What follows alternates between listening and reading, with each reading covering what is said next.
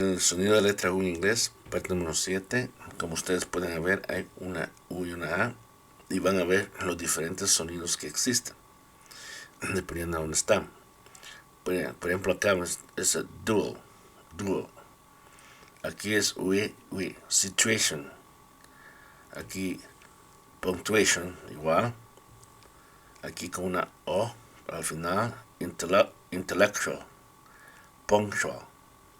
Aquí pero square. Aquí ustedes ven, es como una A, scarred. Aquí como una O equal. Aquí como una I, language. Aquí también con una O, quality. Y aquí con una A, guarantee. Esto hay que aprendérselo así porque, bueno, no hay una regla específica para de esta manera, ¿no? Bueno, sigan adelante y moverse con inglés.